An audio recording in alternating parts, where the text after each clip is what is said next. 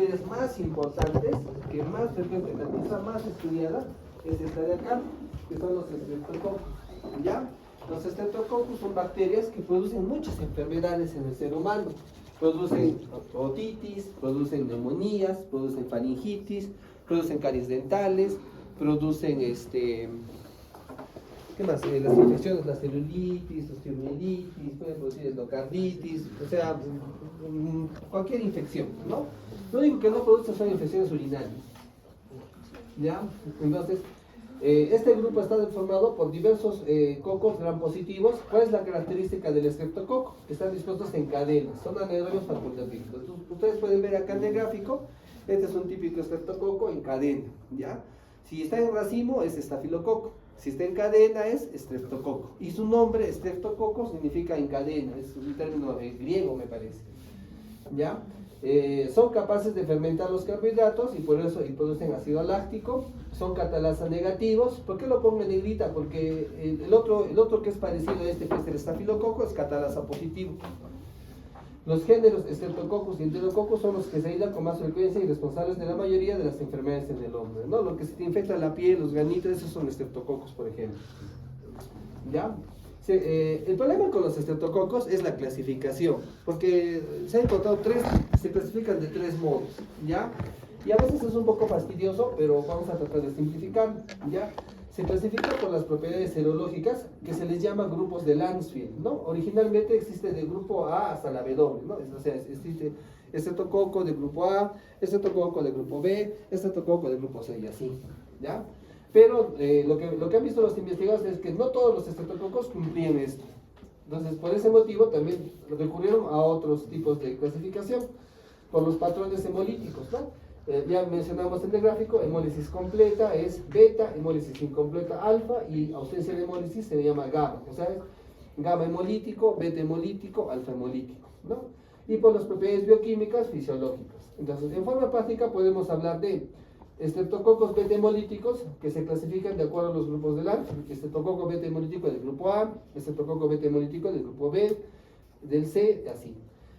Y estreptococos alfa y gamma hemolíticos que se clasifican por pruebas bioquímicas. A todo este grupo se le llaman generalmente estreptococo viridans, ¿ya? También está aquí el estreptococo pneumoniae. Los enterococos antes se llamaban estreptococos del grupo D, actualmente ya es un grupo aparte. Están compuestos por 54 especies, de las cuales Enterococcus fecalis y Enterococcus faecium son las más importantes.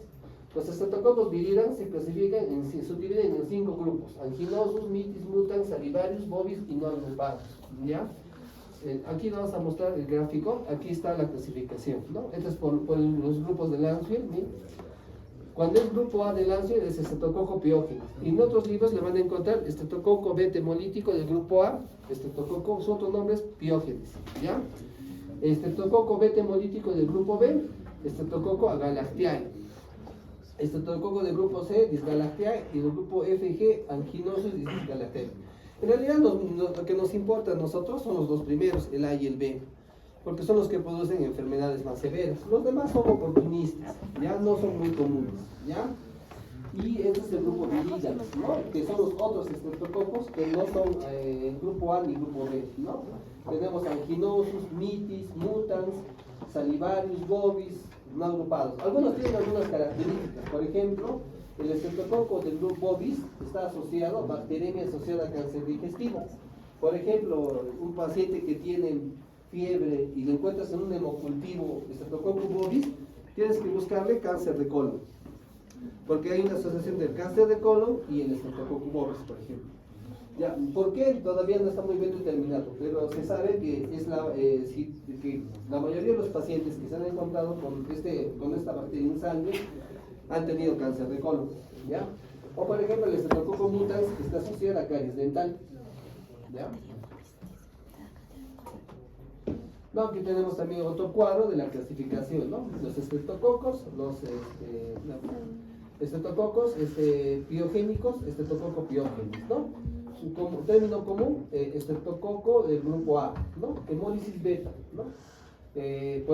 Por el antígeno del Landsfield es A, pues, ¿no? Grupo A. El de galactea y grupo B, por ejemplo, ¿no? Ambos son beta-hemolíticos, ¿no? ¿Cuál es la característica? El piógenes es el que más produce enfermedades. ¿Ya? El primerito, este primero, es el A, es el que produce más enfermedades.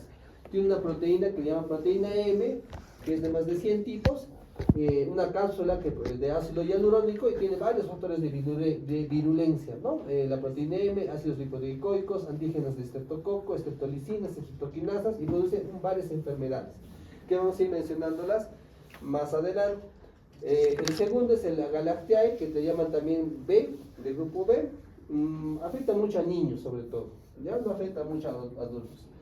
Y las otras que hemos mencionado, del Bovis o del Mutax, ¿no? Luego tenemos neumococo, Streptococcus pneumoniae, ¿no? Es hemólisis alfa, no tiene grupo de Landsfield, como pueden ver acá. Tiene una cápsula de polisacárido, más de 90 serotipos, ¿ya? Y también tiene pues otros factores de virulencia, ¿no? Su cápsula produce una enzima llamada neumolicina, neuraminidasa, que son destructoras de tejidos. Luego tenemos los no virinans, los virinans y no hemolíticos, ya, que solo como referencia, no vamos a tocar mucho al respecto, y los enterococos, que también como referencia pertenecen al grupo D, ¿no? Y generalmente los enterococos suelen producir infecciones urinarias e infecciones biogénicas. Entonces vamos a hablar ahora del más importante, Streptococcus pyogenes, ¿ya? El Streptococcus pyogenes son cocos esféricos. Miren, como pueden ver, esta es la colonia, esto no son las cadenas del Streptococcus, esto se ve en la placa Petri, no en el microscopio, ¿ya? De 1 a 2 micrómetros de diámetro, forman cadenas cortas en muestras clínicas y más largas en medios de cultivo. Crecen en agar sangre en 24 horas de incubación, se observan colonias con zonas de beta-hemólisis, son inmóviles y no forman esporas. Y su estructura básica es la capa de peptidoglucano de la pared celular, ¿no? En el interior de la pared celular se encuentra el carbohidrato específico del grupo, que le llaman antígeno del grupo A de Landsfield, ¿no? Ese carbohidrato especial es el que le da la característica de que sea grupo A, que se le llama dímero de N-acetilglucosamina y ramosa. Lo importante es que tiene una proteína llamada proteína M, que se asocia a virulencia. ¿Qué significa virulencia? Es la capacidad de producir más daño. ¿Ya? Esta proteína M le confiere mayor poder de hacer daño. Y aparte de ello, la proteína M se puede clasificar en más de 100 serotipos. O sea, un serotipo, ¿qué es un serotipo? Ya hemos hecho serología, ¿no? Hay atracciones antígeno-anticuerpo. Entonces, la proteína M del estreptococo es como que tuviera más de 100 formas, de manera que reaccionan con 100 antígenos distintos. Existen proteína M de tipo 1, de serotipo 1, serotipo 2, serotipo 3 y así sucesivamente, que van reaccionando. En realidad no es muy... Esa parte de los serotipos no es importante, pero lo importante es que sí, la proteína M produce virulencia. Por ejemplo, dice, la proteína M se divide en tipo 1 y tipo 2, y ambas producen infecciones supurativas, glomerulonefritis, y solo el tipo 1 produce fiebre reumática. ¿Saben qué es una glomerulonefritis?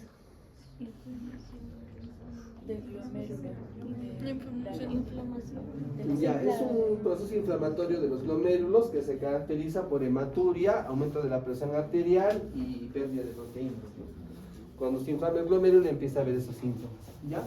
Esta bacteria puede producir glomerulonefritis, o sea, inflamar el glomérulo por su proteína M. Y también produce fiebre reumática. ¿Saben qué es fiebre reumática? Ya, la fiebre reumática es una enfermedad en la cual el corazón, las válvulas cardíacas del corazón se dañan por los anticuerpos del organismo. ¿Qué es lo que pasa? La proteína M tiene cierta similitud con algunas proteínas de esas válvulas cardíacas. Entonces el organismo, en afán de destruir a la proteína M, destruye también las válvulas cardíacas, ¿ya? Entonces, la fiebre reumática se caracteriza por ese daño. Es una enfermedad que se produce fiebre, hay una serie de criterios, ¿ya? En las cuales la característica es que se daña las válvulas cardíacas y a la larga produce insuficiencia cardíaca, ¿ya? Y también es responsable esta bacteria de esta enfermedad, ¿ya? Otros componentes importantes son la proteína de superficie tipo M, el ácido lipoteicoico y la proteína F, ¿no? El ácido lipoteicoico y la proteína F facilitan la unión del hospedador. ¿Por qué? Porque se unen a la fibronectina de las células del huésped. Algunas cepas poseen una cápsula externa de ácido hialurónico que puede proteger de la fagocitosis, ¿no? Ya hemos mencionado mecanismos de patogenicidad, y cuando una bacteria tiene cápsula, la cápsula le ayuda a evadir la fagocitosis, ¿ya? No se olviden eso. La cápsula evita a que los anticuerpos reconozcan a la bacteria y también evita a que sea digerida la bacteria por la fagocitosis. O sea, cuando está dentro de la vesícula endosómica, cuando se a punto de formarse fagolisosoma, la cápsula evita que se destruya la bacteria, le permite sobrevivir.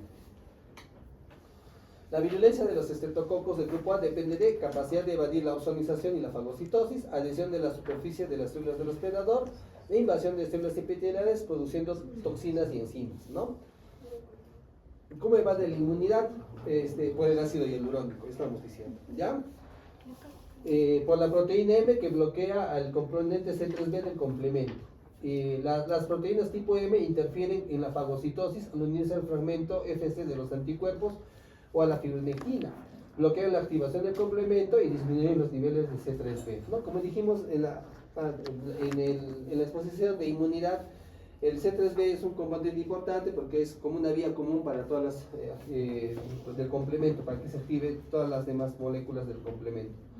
También posee una peptidasa de C5A, o sea, una enzima que destruye al complemento C5A, que inactiva C5A, que atrae los neutrófilos y fagocitosis mononucleares. Evita una depuración precoz, ¿no? Entonces, como pueden ver, tiene un arsenal de proteínas que le ayudan a sobrevivir. ¿Cómo se produce la adherencia al hospedador? Por los ácidos lipoproteicos y luego la proteína M, F y otras adhesinas. Luego, ¿qué es lo que pasa? Una vez que se adhiere a la célula del hospedador, lo que va a hacer es invadir, ¿no? Estas proteínas M y F van a hacer que el estreptococo penetre dentro de la célula, ¿ya? O penetre en el tejido, mejor dicho. ¿Ya? Estos son tipos de proteínas M, ¿no? De acuerdo a su estructura. Como pueden ver, cada redondito o X o circulito de diferentes colores es un tipo de azúcar, ¿no? De azúcar. Entonces, por eso le da una... Como pueden ver, son proteínas larguísimas. Por eso es que hay más de 100 tipos. Y este es un gráfico de cómo es la estructura del estreptococo, ¿no? Aquí tenemos la membrana celular, esta es la pared celular, el peptidoglucano. Estos de acá son los carbohidratos de Lansfield, los de verde, ¿no? El grupo A. Estos son los ácidos lipoproteicos, ¿no?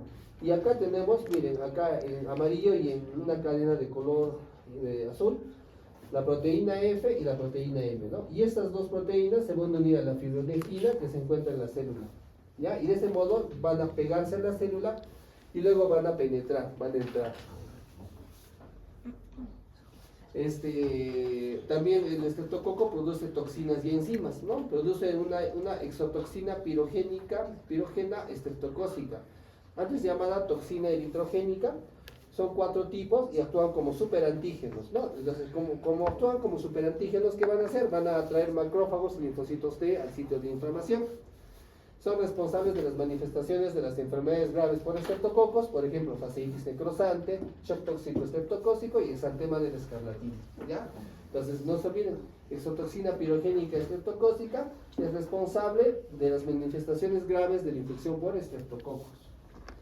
Existe otra que es la streptolicina S, ¿no? Que destruye hematíes, leucocitos y plaquetas, ¿no? Es responsable de la beta-hemólisis.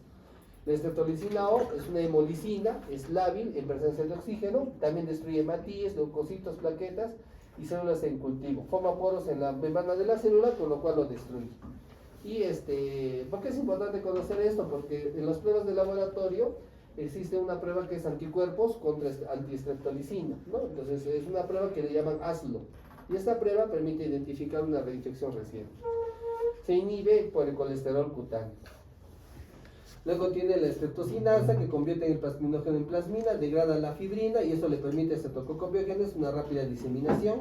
Se pueden detectar anticuerpos contra estreptocinasa y una desoxirribonucleasa que destruyen el ADN, ¿no? También hay anti-DNasas, ¿no? Bueno, en realidad lo más importante que tienen que acordarse para ayudarles es esta de acá, la estreptolicina O y la estreptolicina S, ¿ya? No se olviden eso. Y aquí podemos ver, ¿no? Este es enfermedad por estreptococo del grupo A. Tenemos aquí la estreptolicina O. Estos son los estreptococos que se han unido a la fibronectina de la célula huésped. La estreptolicina O entra a la célula. No dijimos que forma un poro, ¿no? Este poro lo que va a hacer pues es permitir, miren, que penetren los estreptococos dentro de la célula huésped, ¿no? Y a la vez que va formando más poros, ¿no? Y estos van a dar lugar a ¿qué? a la manifestación, va a dar lugar a la destrucción testular, ¿no? La célula se ha destruido y también estas sustancias van a llamar a los neutrófilos, a los polimorfos nucleares, de manera que van a producir una inflamación, ¿no? Y se genera pues la pus, ¿no? Algunas de estas bacterias van a viajar por el torrente sanguíneo y van a invadir otros tejidos, ¿ya? Entonces eso es lo que pasa.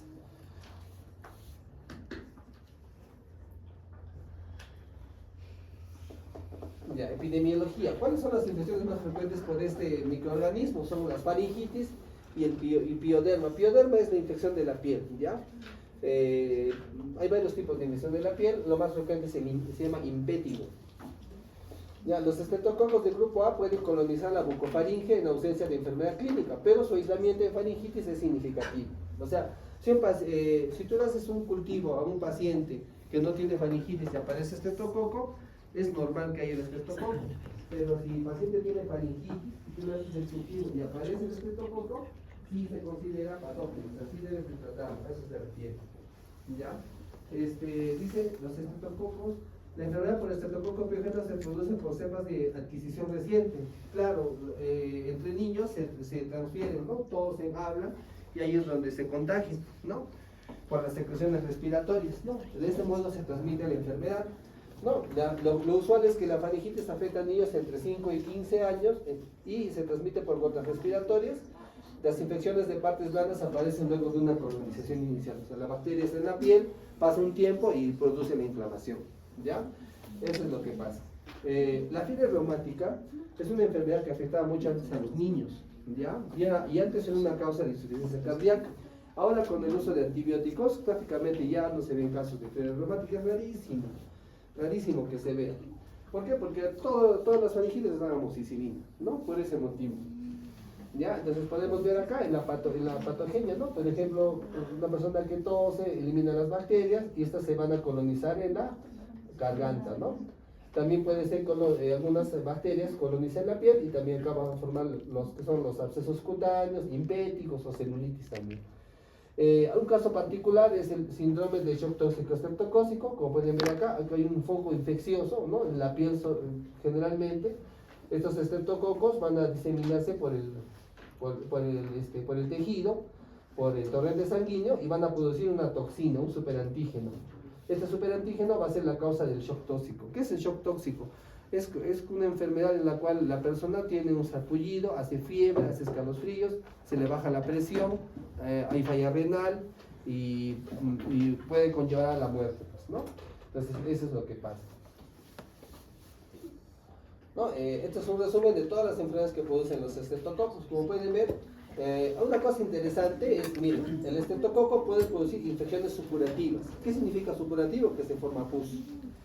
Generalmente son por invasión directa, pero también puede dar lugar a infecciones no supurativas, ¿ya? Las infecciones supurativas son todas las que conocen: faringitis, escarlatina, pioderma, erisipela, celulitis, fascitis necrotizante. Otra cosa importante, el Streptococcus pyogenes es la famosa bacteria come carne, ¿ya? Algunas cepas de Streptococcus pyogenes pueden ser muy agresivas y cuando producen infecciones de piel pueden comprometer rápidamente grandes extensiones, ¿no? De ahí viene el término de bacteria come carne. Síndrome del shock tóxico estreptocócico, ya hemos dicho, infección multiorgánica que remedia el shock tóxico estafilocócico, pero la mayor parte del casos presenta bacteriemia. Otras infecciones se han visto, por ejemplo, septicemias, neumonías. Bueno, dentro de las infecciones supurativas son dos, ¿ya? Fiebre reumática y glomerulonefritis. La fiebre reumática, caracterizada por alteraciones inflamatorias del corazón, pancarditis, articulación, dolor articular, de vasos sanguíneos y tejidos subcutáneos, ¿no? Y la glomerulonefritis aguda es la inflamación de los glomérulos con edema, hipertensión, hematuria y proteinuria, ¿no? Entonces estas son las dos. ¿Por qué se les llama no supurativas? Porque en este caso el estreptococo no es el que ha invadido el tejido, sino lo que pasa es que la proteína M, al parecerse mucho a algunas proteínas de estos tejidos, facilita o induce que el sistema inmunológico ataque al glomérulo o ataque al corazón o a estos tejidos. Ya, eso es como una especie de mimetismo molecular que hay. Entonces, por ese motivo, en realidad no es que el estreptococo está aquí, sino lo que ha pasado es que ha habido una infección por estreptococo y lamentablemente el sistema inmunológico como que se ha confundido y ha empezado a atacar al glomérulo o a las válvulas cardíacas. Eso es lo que ha pasado. Entonces, por ejemplo, este es un impétigo, ¿no? Como pueden ver acá, ¿no? Es una lesión. También en los libros ingleses dicen pioderma, ¿no? Entonces, como pueden ver acá, generalmente son pápulas, o sea, son como granitos, que con el tiempo se forman costras de color amarillento, ¿no? Y que escuecen mucho. Típico de los niños, porque los niños se paran cogiendo la cara, o van cogiendo el suelo, es típico de los niños, ¿ya? Y esto es una celulitis, ¿no? Como pueden ver acá, ¿no? Todo es aumento de volumen, eritema, está rojo como un tomate, la piel es brillosa, es de celulitis, ¿ya? Aquí tenemos lo que es una fascitis necrotizante causada por estreptococcus. Dice, el paciente presentó con una historia de 3 días de malestar, dolor muscular difuso y fiebre de bajo grado. Después de 3 horas, el dolor llega a ser más intenso y se localiza en la piel, en los planos profundos. Entonces, en la letra A, dice, hay 2 pequeñas pápulas bulas, dos pequeñas bulas purpúricas sobre la piel, ¿no? Acá pueden ver. ¿Ya? Miren, ¿cuál es la diferencia con celulitis? En celulitis he visto que todo está rojo, y está hinchado, está colorado. Acá está hinchado, pero no está rojo. Y parece que no fuera tan grave. Pero cuando tú lo operas, todo el tejido está necrosado. O sea, la infección no es por dentro, no es tanto por fuera. ¿Ya? Ese es fascitis necrotizante. ¿Ya? Esa debe ser la complicación más severa de la enfermedad. ¿Cómo haces el diagnóstico de la infección por estreptococo? Tinción de Gram, pues, ¿no? Tú recolectas una muestra del tejido afectado, le haces una tinción de Gram y ves cocos Gram positivos en cadenas, ¿ya? También existen pruebas de detección de antígenos, o sea, te pueden detectar componentes del estreptococo, pero esto se utiliza mucho para faringitis, ¿ya? La detección de antígenos se utiliza para faringitis. Hay pruebas rápidas. En Perú no hay, pero en Estados Unidos sí hay. El paciente viene con faringitis, dolor de garganta, le hacen su hisopado y en 1 hora sale el resultado si es positivo o no para estreptococo, ¿ya?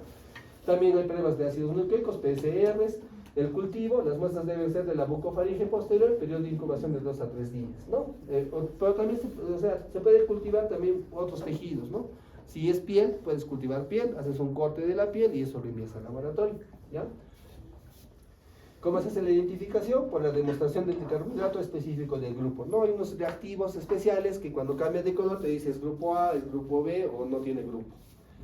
La susceptibilidad a la bacitracina o presencia de L-pirrolidonil arilamidasa, ¿no? Que es único para estreptococos. Detección de anticuerpos. No es útil la detección de anticuerpos contra la proteína M. Puede ser útil la prueba de ASLO, lo que estábamos mencionando, antiestreptolicina tipo O, prueba de antidenesa tipo B, ¿no? En general, en nuestro medio, tenemos la prueba de ASLO, podemos hacer cultivos y podemos hacer microscopía, ¿no? Antígenos sí no es muy frecuente que hagamos. De repente en las clínicas en vivo sí lo hacen. Tratamiento, el estreptococo, pues solo como referencia, el tratamiento no entra en el examen, ¿ya? Es muy sensible a la penicilina, o sea, la infección se puede tratar fácilmente con penicilina, ¿ya? En caso de infecciones graves, se tiene que hacer drenaje y debridamiento quirúrgico radical, como en el caso que hemos visto de la fasciitis.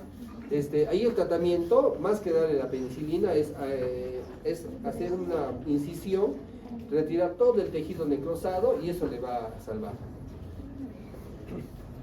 Si tiene antecedente de fiebre reumática, se le da una profilaxis antibiótica para evitar que tenga nuevas infecciones por estreptococos, ¿ya?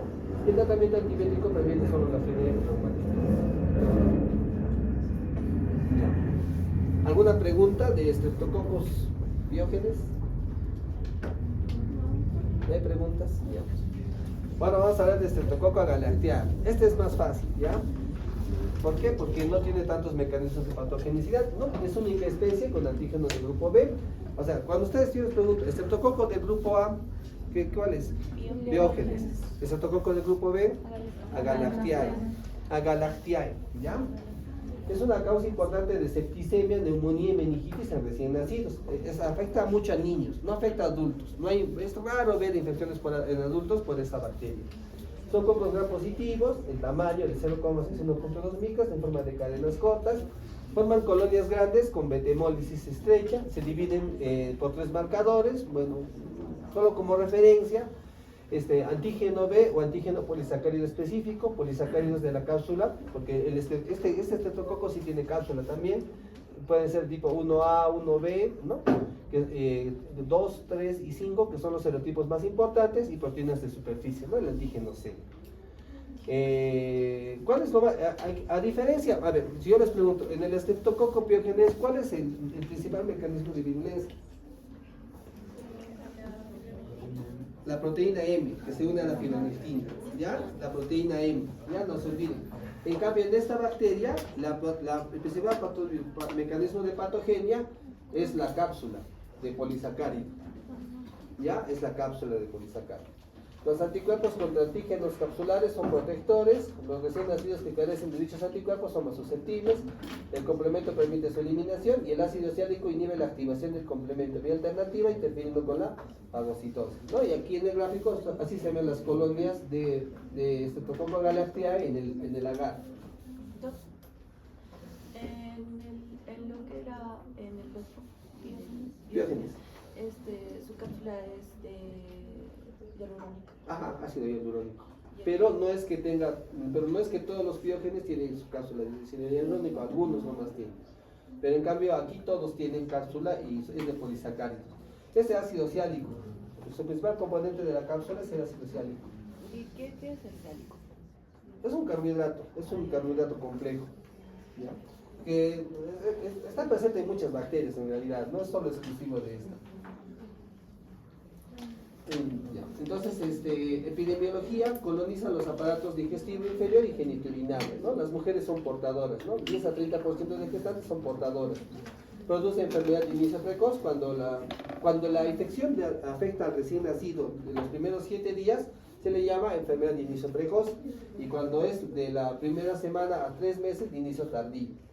Streptococcus galactiae es la causa más frecuente de septicemia y meningitis en el recién nacido. Eso es en Estados Unidos. En Perú no hay muchos casos de esta bacteria. Mayor riesgo de enfermedad en gestantes. En Estados Unidos todas las gestantes les hacen screening. Se les hace hisopado vaginal para ver si son portadoras de esta bacteria. Y si son portadoras, se les da tratamiento con penicilina. ¿Ya? En Perú no, porque hay otras bacterias pues, que están presentes. En gestantes se pueden producir infecciones genitourinarias. ¿Por qué es importante tratar en gestantes? Porque puede producir abortos.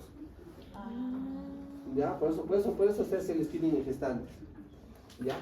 Entonces, en gestantes puede producir infección genitourinaria, amnionitis, endometritis e infecciones de heridas. Y en hombres y mujeres, infecciones cutáneas de partes blandas, bacteremia, septicemias y neumonías. Pero como les digo, es raro. En adultos, bien difícil. No, yo la verdad no he visto un caso de esto. Y estas son las enfermedades, ¿no? Enfermedades neonatales. Aquí lo importante no es que se sepan qué enfermedad específicamente produce, pero sí acuérdense que afectan niños, ¿ya? Niños neonatos, ¿ya? Y infecciones en gestantes, ¿ya? Eso es. Y aquí más o menos te da un gráfico de cómo pasa la situación, ¿no? La bacteria coloniza la vagina, asciende por el cervix, ¿no? Y logra atravesar lo que es, pues, el corium, ¿no? El saco gestacional, ¿no? Atraviesa el saco gestacional, ingresa líquido amniótico y ahí es donde infecta al niño.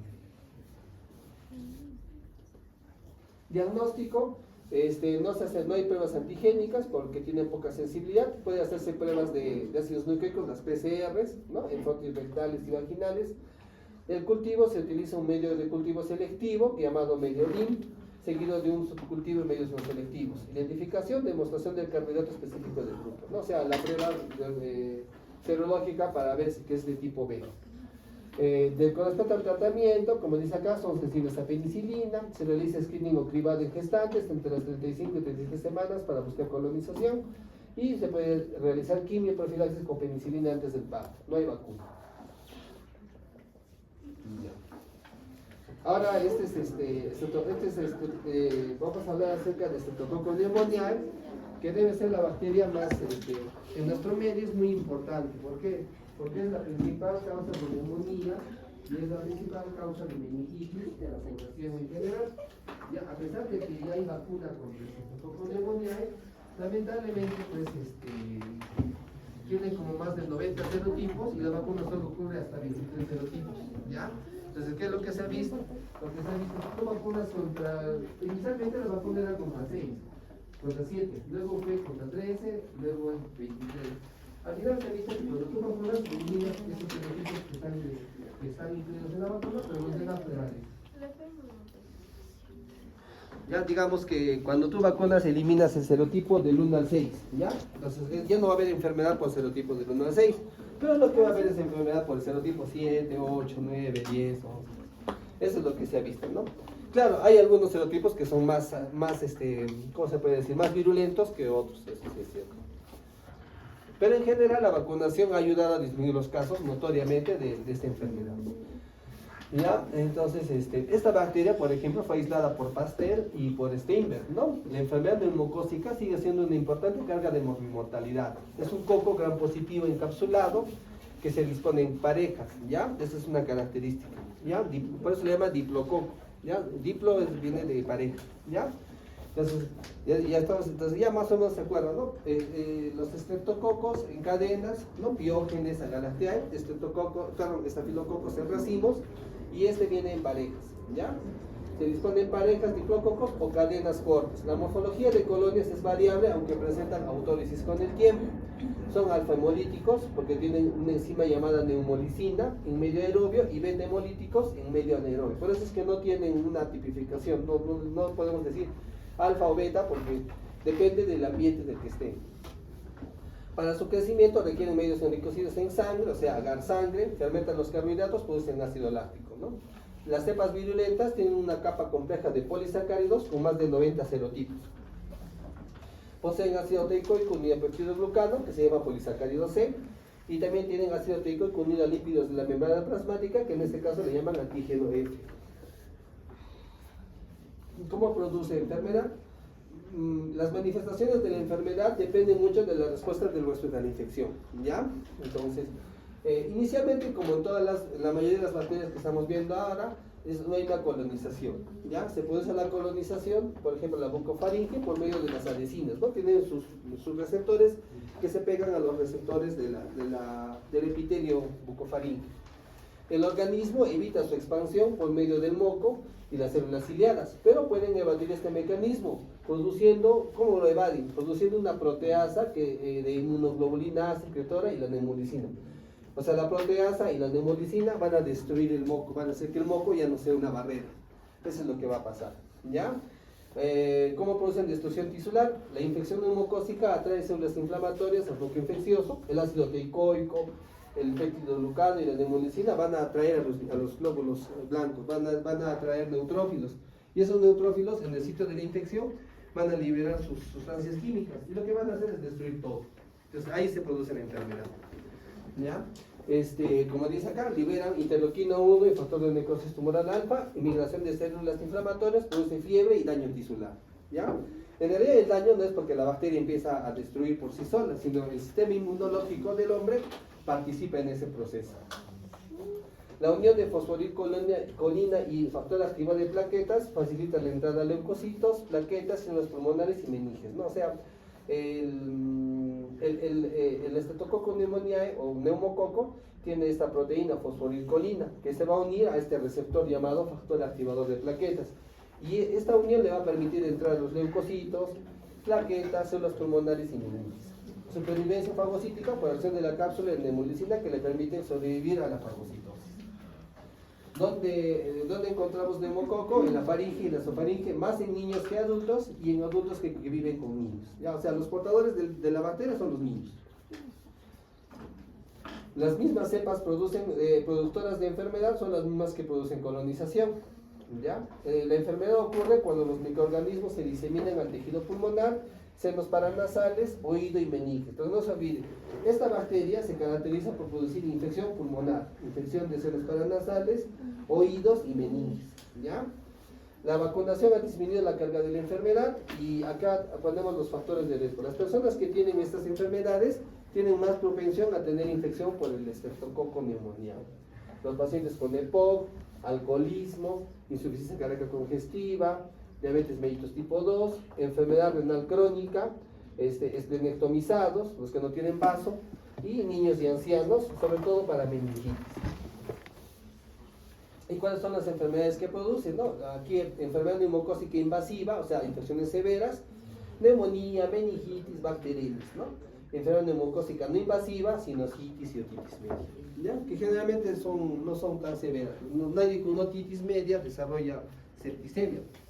Probablemente tengan que pasar a meningitis para que desarrollen la septicemia. Y aquí en la radiografía que ven en la mano derecha, pues es una neumonía, ¿no? Neumonía basal izquierda, ¿no? Como pueden ver acá. Acá se ve, esto que ven acá es un infiltrado.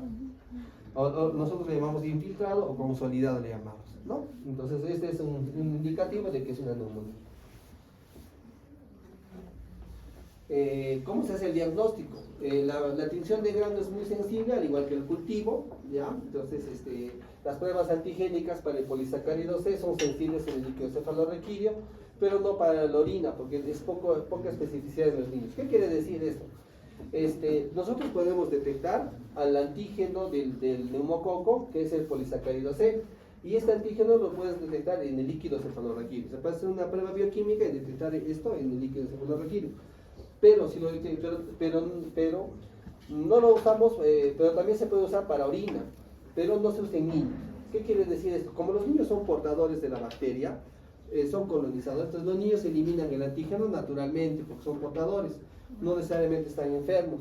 Entonces por ese motivo es que en niños esta prueba de detectar el antígeno polisacárido C no sirve mucho. En adultos sí sirve porque el adulto no es el portador habitual de la bacteria, ¿ya? Entonces si encuentras el antígeno en el adulto y el adulto tiene neumonía, pues es una enfermedad, ¿ya? Las pruebas basadas en los ácidos nucleicos son las pruebas de elección para el diagnóstico de meningitis, ¿ya? El cultivo también se puede hacer, pero dice requiere medios enriquecidos con nutrientes, agar sangre de carnero, y se puede obtener resultados negativos en los pacientes sometidos a un tratamiento parcial. ¿Qué significa esto? Tú de repente, el paciente con meningitis, tú le das un antibiótico, puedes darle amoxicilina. Puede ser que la amoxicilina sea insuficiente para su meningitis, pero lo que va a hacer es va a evitar que crezca la bacteria en el cultivo. Ya, entonces no lo vas a poder aislar. A eso se refiere. Por eso es que lo ideal, cuando ustedes tienen que hacer el estudio de un paciente con una infección, es tomar los cultivos antes del antibiótico, para evitar que el antibiótico inhibe el crecimiento. Eso es ideal. Yo sé que la práctica es muy difícil, por muchos motivos que ya cuando hagan clínica ya lo van a entender. No hay quien tome la muestra, el paciente tomó un antibiótico antes de venir a la emergencia, etcétera, etcétera, ¿no? Entonces, por ese motivo, ¿no? Entonces, pero sí tengan en cuenta eso. Lo ideal es eso. Paciente que viene, sobre todo en las infecciones graves, pues meningitis, neumonía, septicemia, tienes que tomar el cultivo, sí o sí, ¿ya? Ahora, puede ser que ya haya tomado algo, igual tómale el cultivo, porque de repente no es otra bacteria, ¿no? Se identifican por la actividad catalasa negativa, sensibilidad a ostoquina y la solubilidad de bilis. Estas son las pruebas bioquímicas que se hace para diagnosticar la bacteria. Tratamiento, prevención y control. En cepas sensibles se utilizan estos antibióticos, penicilina, macrolidos, clindamicina. Se ha reportado resistencia hasta el 50% de los casos. Y tratamiento empírico puede ser vancomicina y ceftriaxona. Existe la vacunación con vacunas anticapsulares conjugadas en niños pequeños, y en adultos se utiliza la vacuna polisacárida. Hay dos tipos de vacunas, ¿ya? Vacunas conjugadas en niños pequeños y vacunas polisacáridas en adultos mayores, ¿no? Es interesante porque, por ejemplo, cuando se empezó a hacer la vacunación contra neumococo, la vacuna salió primero para niños, no había vacuna para adultos. Entonces en Estados Unidos, cuando empezaron a vacunar, obviamente disminuyeron las neumonías en niños, pero también se dieron cuenta que disminuyeron las neumonías en adultos mayores. Entonces ahí se dieron cuenta pues que el niño era el portador, y la vacuna se generalizó tanto en niños como en adultos, ¿no?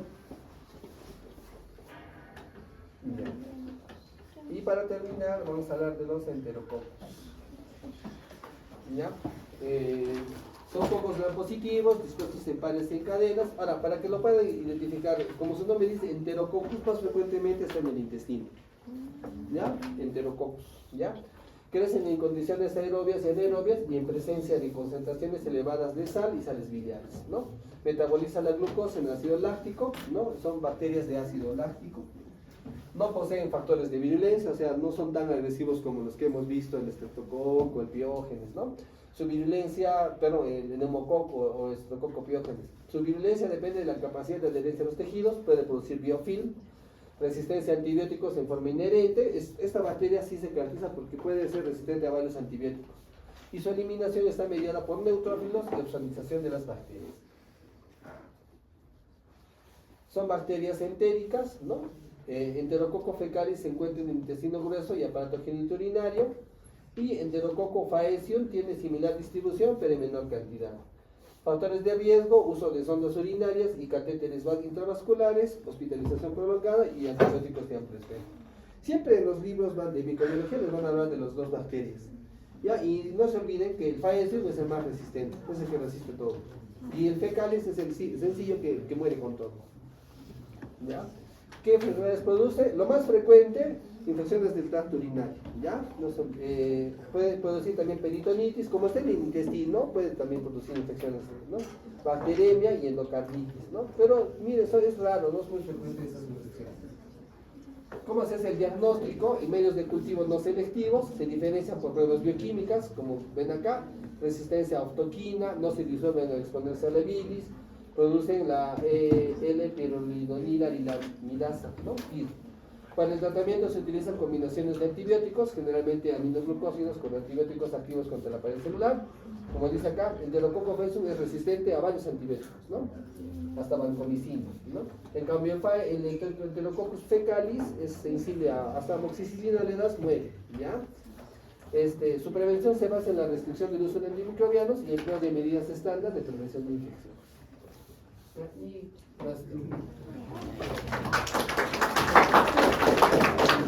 ya no se olviden los mecanismos de patogenicidad, porque es siempre también el diagnóstico y las enfermedades asociadas. Y de hecho que en el estreptococo va a venir pues el cuadrito, ¿no?